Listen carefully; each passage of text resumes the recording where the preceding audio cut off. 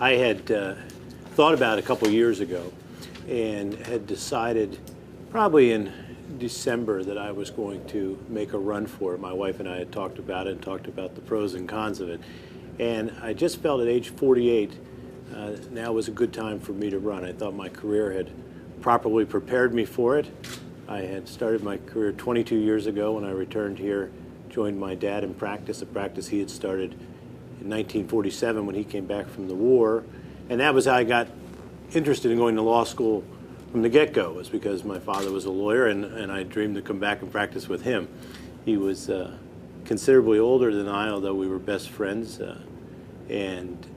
So I got to serve 5 years with him until he died, and that was a great time for me. It was a general practice, and I got a lot of experience from him.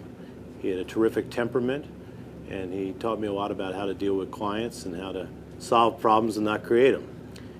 But my practice has taken me in a good direction over the years that really has prepared me for this position.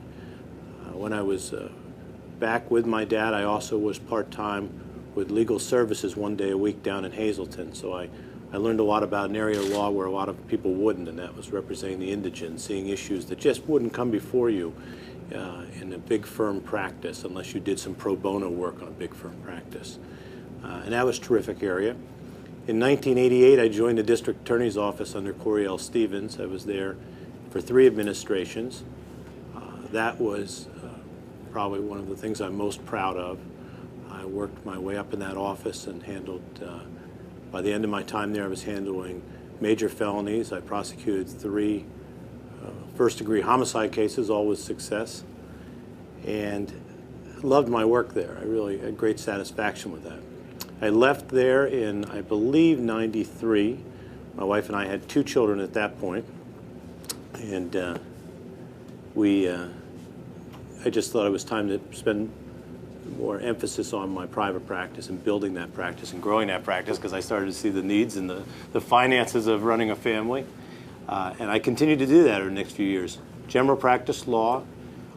As my practice grew, I got to be a little more particular about certain areas that I enjoy practicing more.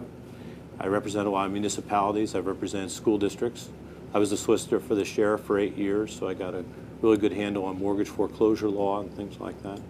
And then this last year, when Jackie Carroll became our first woman DA, she and I had started together. She invited me back to the DA's office to handle major cases, and I'm back there part-time, working on a wide array, but prosecute lead counsel on a homicide right now. So that's a long answer, but I think an important one as to why I thought at this time in my life I was ready for the job and had the honesty and the integrity to step up and make a difference.